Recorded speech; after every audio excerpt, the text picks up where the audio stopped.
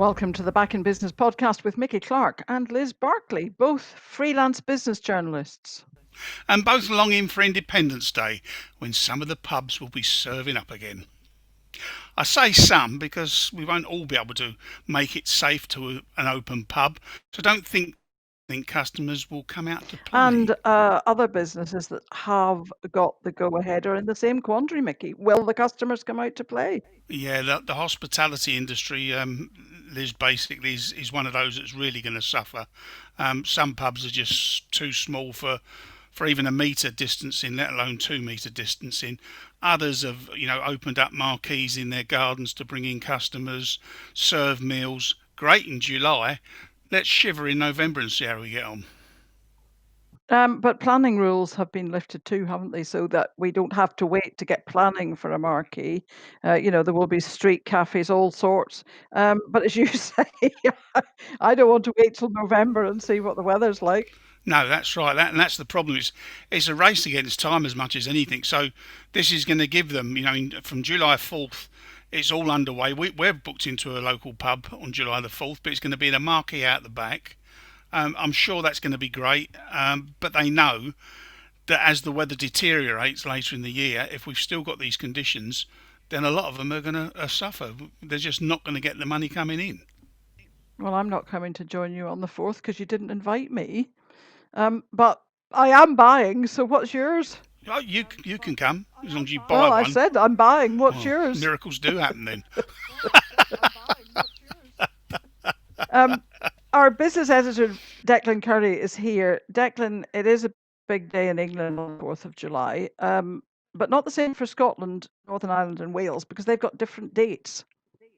Yes, as always, throughout this whole coronavirus crisis, there have been different rules in Scotland, Wales, and Northern Ireland. I'll come to those in a second. Boris Johnson is describing this as the end of our great national hibernation. The big thing for the pubs is that the distance that customers have to keep between them has been cut to 1 metre. The pubs say that makes a difference between staying in business and going out of business. Under 2 metres, it's thought that only 30% of customers could fit in. Under 1 metre social distancing, they estimate that 70% of the previous number of customers can now be served. But there is a big challenge for the pubs in that they've been told they must collect and store the details of customers in case these customers have to be traced. Now, that's okay for restaurants because they're used to people ringing up in advance and making a reservation and recording that. It's more of an issue for pubs where we're used to just walking in off the street. By the way, this great reopening in England doesn't mean that coronavirus is gone. It just means that there is a bed for you intensive care if you were to require it. Now, in Scotland, from next Monday, the 29th of June, stores with outdoors entrances and exits can reopen, but that doesn't include indoor shopping centres unless they have certain essential shops. Pubs and restaurants will be allowed to open outdoor spaces in Scotland on the 6th of July. They'll be able to open indoors on the 15th of July. In Wales, there are no immediate plans to reopen pubs, but that may well be reviewed on the 10th of July. Accommodation, hotels and B&Bs can open with certain restrictions from the 13th of July. Hairdressers in Wales will also reopen on the 13th of July. In Northern Ireland, the social distancing will be reduced to 1 metre from this Monday, the 29th of June. Hotels, pubs, restaurants and cafes will open a day earlier than England on the 3rd of July. The bookies will also open on the 3rd of July. Spas and massage parlours on the 6th. Indoor gyms on the 10th. Libraries on the 16th of July. And perhaps most excitingly of all for the Curry household, bingo halls reopening on the 29th of July in Northern Ireland. House. If I want to know anything about dates, Declan, I'm going to I ask mean, you. yeah, he was very good, very efficient on that. The thing is, though, that's all terribly confusing. Do you think it's great to have the four nations all having their own independence, but do you think devolution has been a good idea throughout this crisis, or should all four I nations be don't know, singing from Mickey, the if you same can hymn sheet? sensibly have a one date fits all for everyone on this. In fact, if anything, I think we're going to see greater difference in dates in different parts of England, depending on how the outbreak ebbs and flows in different parts of the country. As part of this great reopening, even in England, the government has made it pretty clear that if cases were to flare up in one part of the country, then lockdown rules could be reimposed. The reopening could be reversed in some parts of England, whilst pubs are allowed to stay open in other parts of England. This is only going to get more complex. Yeah, well, as you say, it's going to get more complex, and I think that the rules are going to keep changing too, are they not?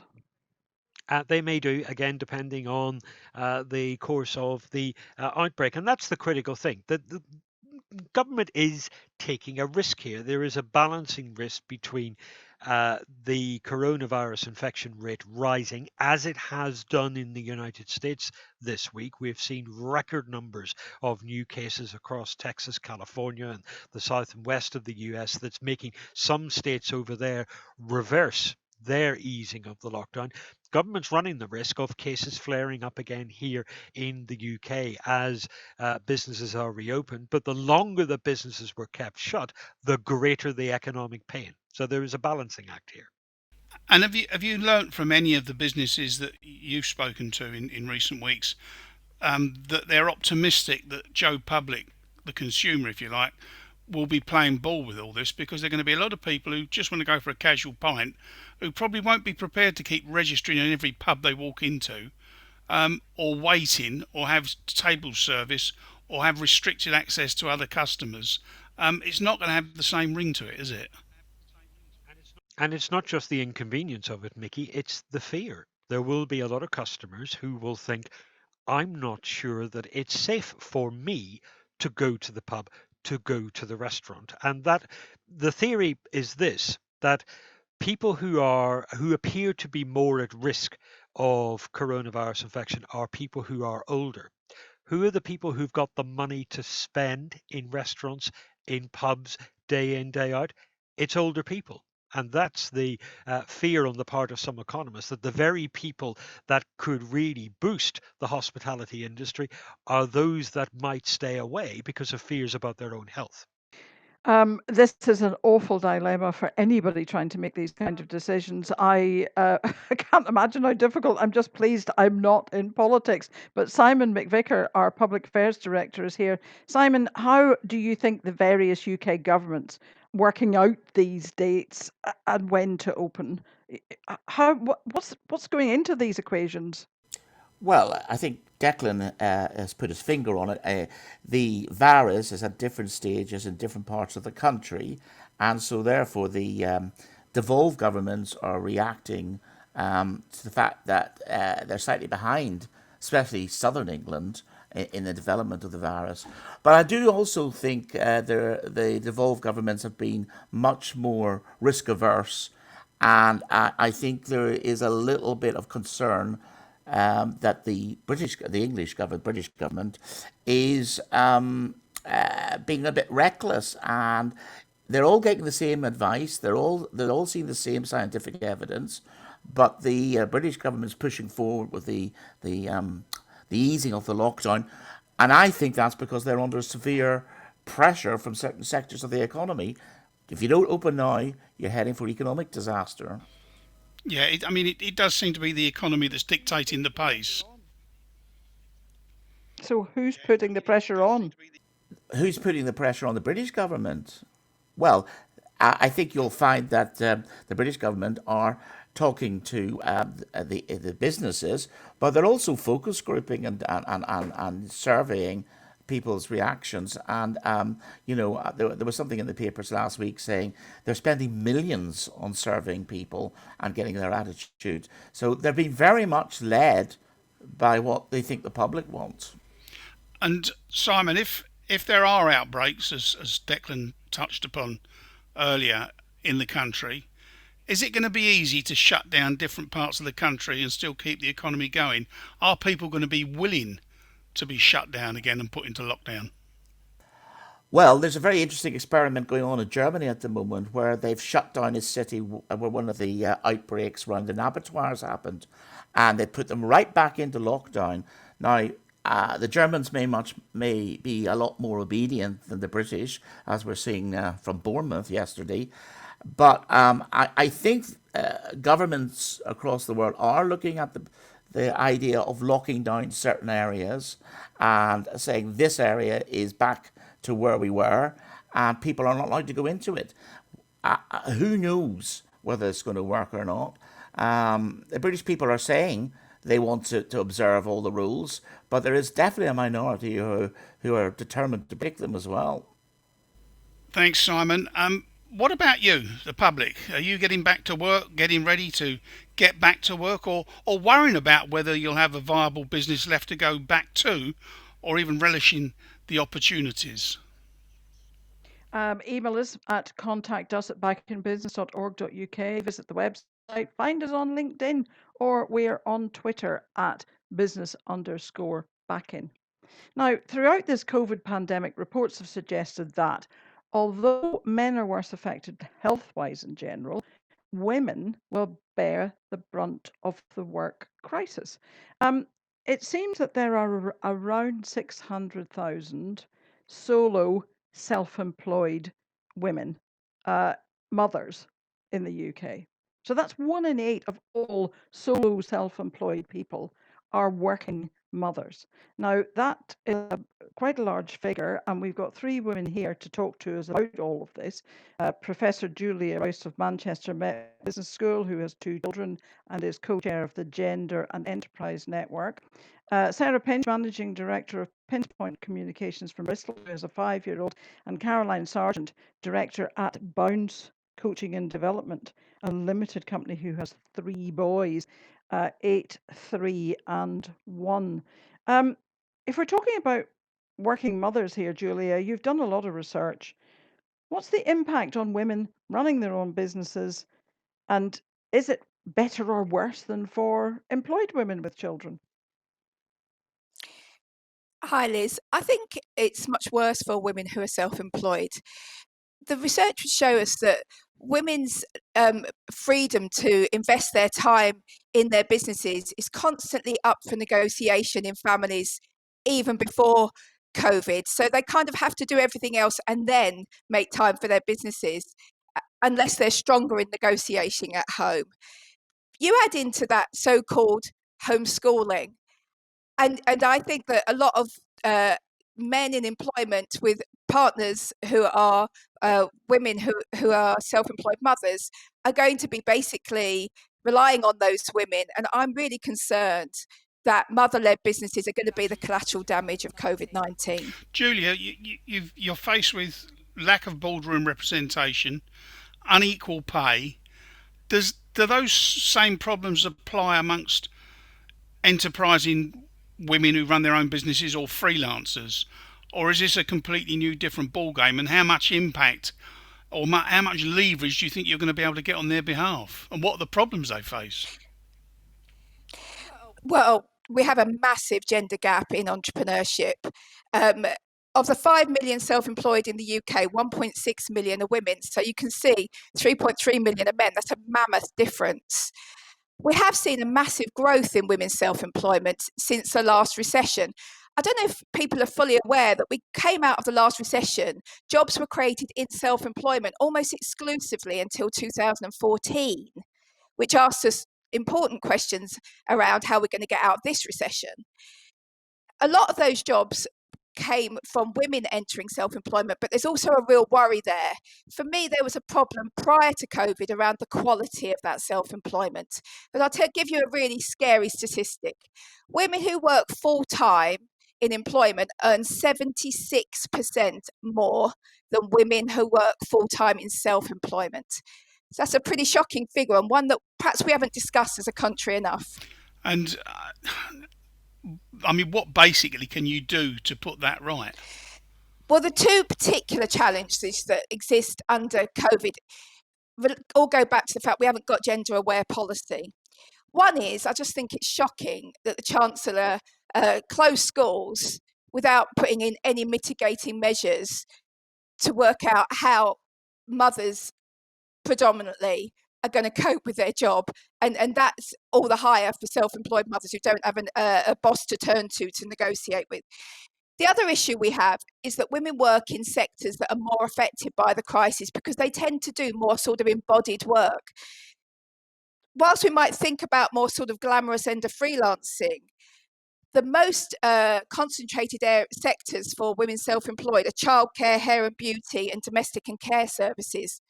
So you can see that there's some of the sectors that have come back last. What we've done is pulled together the best academics and all the best agencies working around women's enterprise. We've formed something called the Women's Enterprise Policy Group and put a statement, an open letter out to the Chancellor to say, please bring us to the policy table, because to avoid catastrophe, you need to develop a more gender-aware policy moving forwards. And do you think it's going to be a problem for a lot of businesses that are run by female entrepreneurs or freelancers who find themselves going bust? Because not only have they got to run a business, but they've got to look after the children. If they're not at school through till September, that's going to be a problem, is it? That's virtually the whole summer wiped out.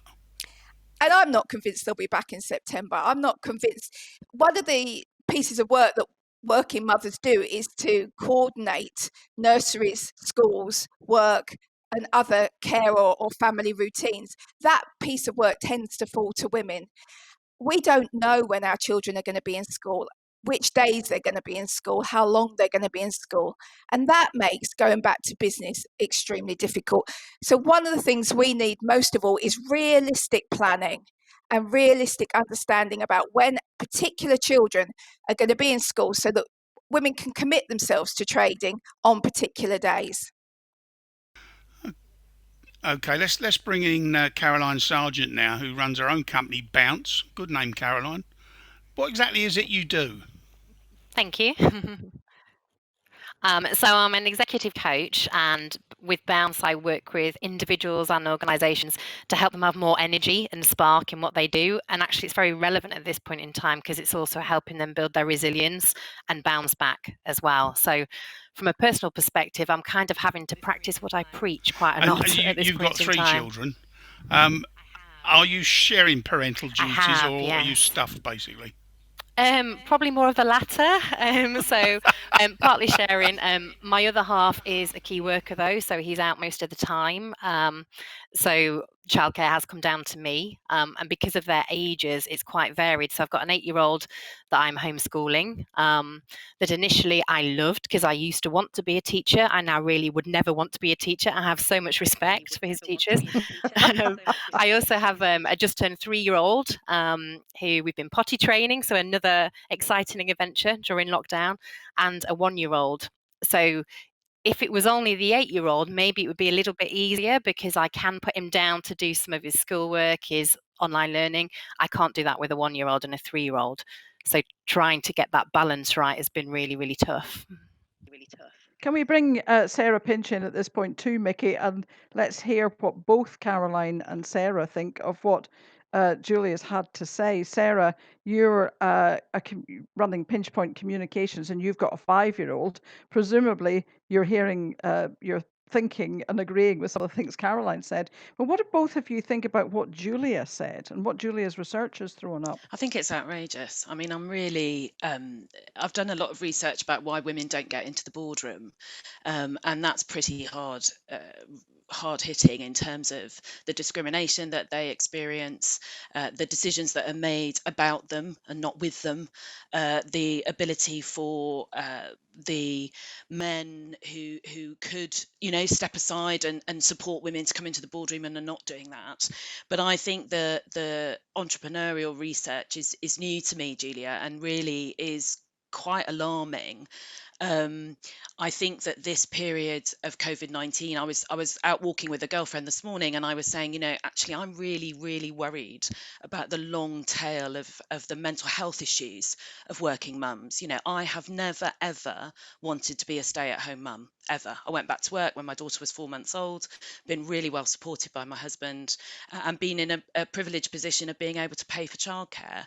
But now I am a stay-at-home mum who is still running my own business. And we've got 3 new clients in lockdown. Business is going really well, and I am utterly exhausted. Julia, Caroline, that's you're a point nodding. we've not. I am, yes. I absolutely agree with that mental well-being. I think there's I love the word that Julia used earlier about negotiation. Life has really felt like a negotiation over the past few months, and as a mum, grab every minute I can when the kids are sleeping or it's nap time to just try and catch up with my business. And working through the night. I'm sure many mums are doing that at this point in time, Oh just yeah. to try and keep their business moving. And that really concerns me, because in my head, I was working to maybe the summer holidays and thinking schools might go back just before, there's an end in sight. Now I was working till September, there's a new end in sight. But as you've said, I don't think that's going to happen either. So how long is this sustainable for mums to try and balance so many things at the same time? And Julia, when you think of all the sort of publicity we've seen backing from the royal family about mental health with people, mental health in the workplace issues, we shouldn't really be having this conversation, should we? We shouldn't. Homeschooling is a word that we need to resist. Homeschooling is a feminist issue. It's a piece of work that's being given to women on top of other jobs, in top of triple amounts of jobs they're already doing. And we need women to come forwards and say, we're not doing this. And the reality is, it isn't happening in a lot of households, but women are carrying a lot of guilt. So that's another burden that a lot of women are carrying. The fact is that we're keeping these children safe until they go back to school. We could have done with a kind of paternity leave, couldn't we? A COVID paternity leave to try and iron out the gender inequalities that really have arisen in households. Use it or lose it. Men stay at home for a while and give women a chance to work, because we know that women aren't necessarily winning at home in this negotiation.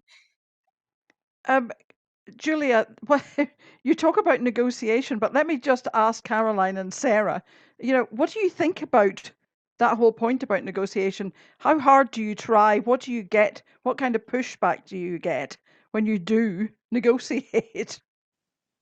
I I know that I'm in a very fortunate position in that I have an enormously supportive husband, and we have absolutely split our time 50-50.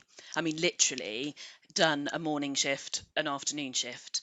But I also have a number of friends and colleagues who are desperately not able to negotiate. That might be because their partner's employment is precarious and they're having to make sure that they're working really hard and working harder than normal. It might be because their partner's a key worker. Um, but I think that there are many, many women who are really struggling. And, I think the government has been woeful in its support for working mothers. And I think it's going to be a catastrophic. I mean, I really do think we are heading for a really major issue, not just in terms of the economy and those companies going bust, but in terms of mental health of women. I'm a runner. I run with a amazing group called This Mum Runs, and we can't do that. And we are so worried about the women who rely on, coming together with a group of other women to chat and run. We do that every Sunday, every Wednesday, 20,000 women across the country. And it's really concerning to us, and we're very worried about the mental health of those women in our community. And then I live in Bristol. I've got a lovely house with a nice garden. I don't live in a tower block where I've got to go out to work every day because that's what's being demanded of me. And there's no childcare support, there's no safety net. So I think the issue of negotiation is really important, but I think there are many women who have no one to negotiate with. Car- I'd second that as yeah, I was going well. to ask you, Caroline, what shape your business is in after taking into account all these pressures since the start of the So COVID-19. it's getting a little bit better, but that's because I've significantly changed what my business is about. So prior to COVID, I was doing a lot of leadership training, leadership coaching with large organizations, and literally overnight, first week of March, everything went. And I'd just come back from maternity leave at that point. So I was banking on the fact that the second half of the year was going to be good to make up for the fact I'd been on maternity. So everything got cancelled. So probably for about a month's period, I was in a bit of a panic about, well, companies aren't investing. They're not investing. They don't have the money to invest in training. So everything was cancelled from that perspective. So I spent a few weeks really panicking about, well, what do I do? Have I done the right thing even being self-employed in the first place? And because of being a director of a limited company, I fell through all the cracks. I know people on your podcast have talked about that before. Unfortunately, I was in that group where there wasn't any support financially available to me. So what I've done is kind of refocus what my business is about. So I'm now doing more work supporting people who are being made redundant, which unfortunately is another situation that we're facing right now in the UK. So looking at how you support people to build their confidence, their well-being that we've talked about, build their self-esteem back up, and help shift their mindset to a more positive place. So hopefully at some point, as there's more available in the job market, they're ready for that. But my business will be very different. I've had to go very digital. I hid from that in the past, to be honest. I didn't really need to do it, didn't really want to go there and learn all that stuff. But yeah, I've had to learn many things very quickly just to survive as a business and be able to compete going forward. Can I just ask but I'm about still the point about maternity? Because I've read a report yesterday which says that there are an awful lot of women who are off on maternity at the moment, who are terrified about what's going to happen to them when they try to restart their businesses, they try to look back, get back their contracts that they had before they went on maternity. Julia, how big a problem do you reckon that is? Yeah, it's a huge problem. I've done quite a lot of research on how entrepreneurs cope with maternity, and there's a range of issues. First of all, the health and safety during pregnancy, because the health and safety protection regulation around self-employed women and work is very unclear. And I'm concerned that self-employed women will, out of desperation, do unsafe work. Secondly, once we know that women tend to come back from maternity leave very early, usually touching base with business within 2 weeks of having a baby. Often they are doing that, relying on grandparent care, which is something they can't do at the moment. The reason they come back early is because their business legitimacy is very much sort of questioned in many circles by their pregnancy. So they have to come back early and reassure customers that they're still around. That is particularly difficult. The transition back to work for all women after having a baby right now is so complex. And we do know that helplines like Working Families, Pregnant Then Screwed, ACAS are getting huge amounts of calls from nervous pregnant women who are really nervous about working while pregnant and unsure about how they're going to return to work. And I am really worried that we're going to have maybe 2, maybe 3 cohorts, if you like, of pregnant women who don't make a successful transition back. And we know that that has lifelong effects on careers. This is a really pivotal point. This is where the gender pay gap starts when somebody has a baby. That's what all the evidence tells us. And it's particularly more complicated for the self-employed. And yet, the Self-Employment Income Support Scheme it isn't taking into account pregnancy periods in the past when it's assessing income over 3 years. And in fact, Pregnant Then Screwed is taking the Chancellor to court over this with a range of supportive lawyers, because we believe that he's defying the Equalities Act. But I hope this helps to show that we haven't got a good gender-aware policy. I'm not convinced the policymakers are thinking about and care enough about these kinds of issues at the moment that are affecting thousands of women. This is the lack of women at the top coming home to roost, is it not? I can see on Zoom that Sarah and Caroline are nodding. But Sarah, seriously, you've done a lot of work around getting women into the boardroom. We're reaping now what we've sown. We absolutely are. And I think that there is a woeful lack of women in leadership positions, particularly in the boardroom, particularly in executive positions in the boardroom. And, I'm a great supporter of the work that the 30% Club has done, but most of those appointments in the FTSE 250 are non-executive appointments. Now, I'm a non-executive for the Health and Safety Executive, and I love that work, and it's important work, but I am not making the day-to-day policy decisions. Those are being made by the executives, and most of those are white men.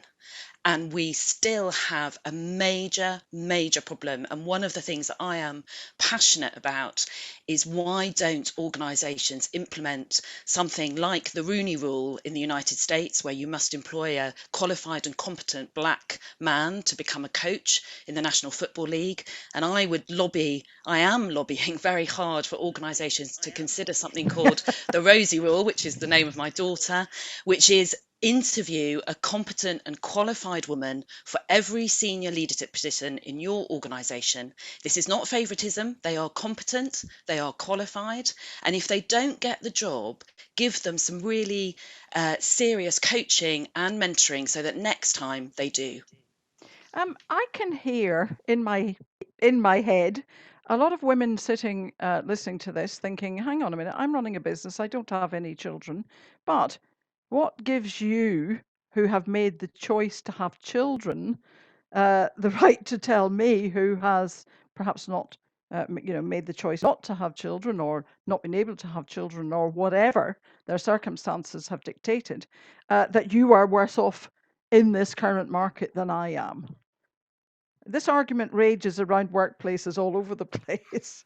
I don't think I am saying that, Liz. I think that, we opened our bubble last Friday to a single friend of ours, very successful career woman who has had all kinds of struggles in this situation. She's immensely social. She hates cooking. She's not been allowed to go out. She hasn't been able to see anybody. We hugged for a good 5 minutes, and she, her mental health has been very severely impacted by this. So I am not for one moment saying that I am worse off than women who have children, who can't have children, who desperately want children, who are single, who are married, I think everybody is really struggling in this situation. Yeah, I think it's just worth making that point. Caroline?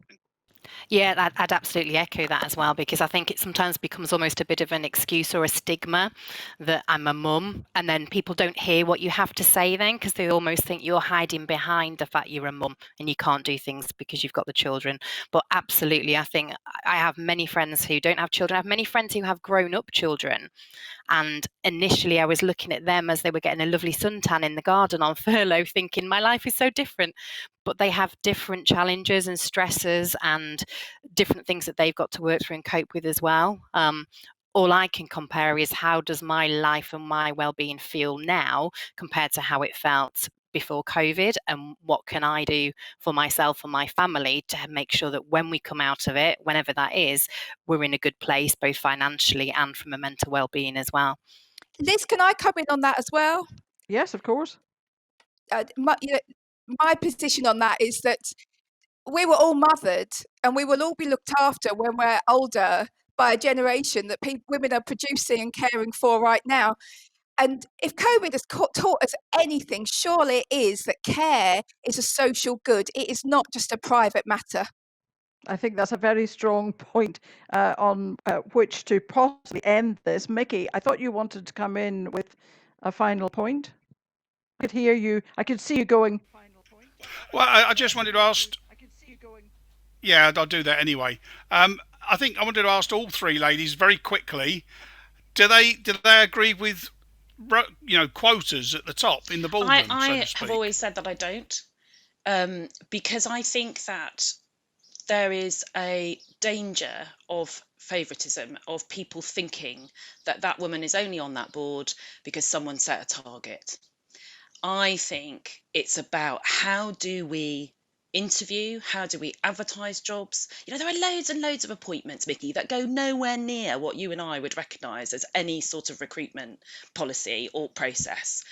Someone's tapped up for it, someone's given the nod at the golf club. Absolutely jobs for the boys. But I do think if we can get to a point where on every single interview there is a competent and qualified woman who is interviewed, then I think we will start to see difference.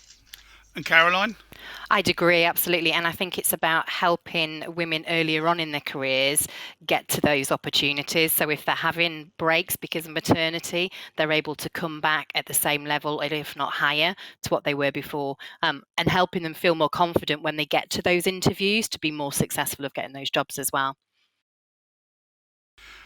And finally, Julia, don't hang back. Go on, pile in. Well, my view is that every board on an annual basis should be looking at some milestones around equality. So think about Black Lives Matter as well. They should be seriously looking at their gender pay gap, and they should be seriously looking at their leadership representation, not just in the board, but across the organisation. But that needs to go along with some cultural work, which helps them to understand, that helps everybody to understand that if there is inequality, that is because of an organisational systemic problem. That is not because of individual women. This is a problem for the organisation to resolve. If you put the cultural change alongside the target, Bob your uncle will actually get somewhere. Can I, just before we leave you, can I just ask you one quick question? Uh, what is the one thing that you want to see that will help you get your business back to thriving after this? Now, I know, Sarah, you're busy, but what is the one thing you think that really is needed to get business back in business?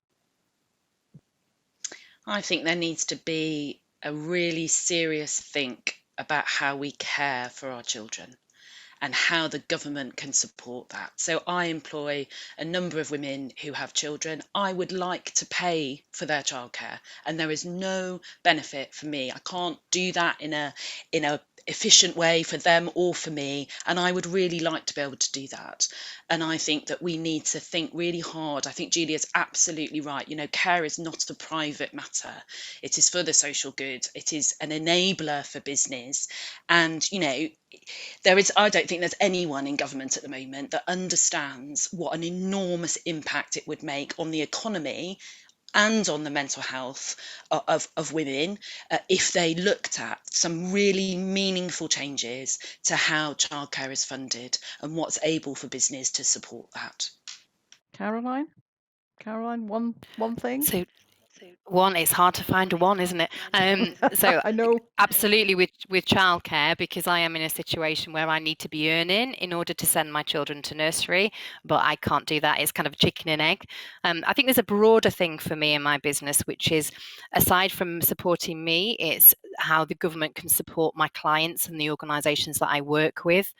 So where many people are still coming back from furlough or there's many redundancies, for my business to thrive, I need those organisations to have the funds to be able to invest in the well-being of their staff. And I'm not sure how they're going to find the funds to do that at a point when that is absolutely critical for the well-being of everybody returning to work. So I'd love to see some sort of commitment from the government to do more of that. And Julia, of course, you've written to the Chancellor, as you said, you want more urgent action to support women's enterprise. And you've said we're not all in this together. But what is the one thing you would love the Chancellor to come back with? It's still plugging those gaps in the self-employment in sports scheme, and it's still giving directors proper compensation, because I am really worried about a huge array of business failure and poverty and economic decline that's going to come from the gaps in those schemes. And I do think they're gendered as well. There are reasons why I think that women will lose out more, particularly the gaps in the self-employment income support scheme, because they're more likely to have part-time and new businesses. Well, we have to leave it there. Thank you very much to Julia Rouse, Professor at Manchester Met Business School, Sarah Pinch of Pinchpoint Communications, and Caroline Sargent, Director at Bounce. Thank you very, very much indeed for joining us. Any final thoughts? Well, we've been talking a lot this morning we've been talking a lot about children this morning. So let's get a final word from Declan and Simon. You ratbag. Listen, this has been such a fascinating discussion, because for a long time the argument went that you have inequalities in the workplace because of structural failures within the corporate structure, and they do exist. But the flip side of that was that enterprise would be the great leveler, that women and men would be able to perform and achieve and have opportunity that was equal if they were running businesses for themselves. What the coronavirus crisis has showed us is that inequality exists there too. The cause of this is social structure and social norms deep within society, not just the corporate structure as well. So we have to think much more deeply about this than many of us have done so in the past. As for the week ahead, this week is going to be busy, busy, busy. Pubs and restaurants getting ready for reopening, letting the great unwashed and unclean back through their doors Speak for again. It's going to be yourself. great business for people. That's all I ever do. He is. People who make plastic screens are going to find this a boom time, but we will be watching carefully the rates of infections and seeing what happens to that, because that's what will determine economic performance in the future.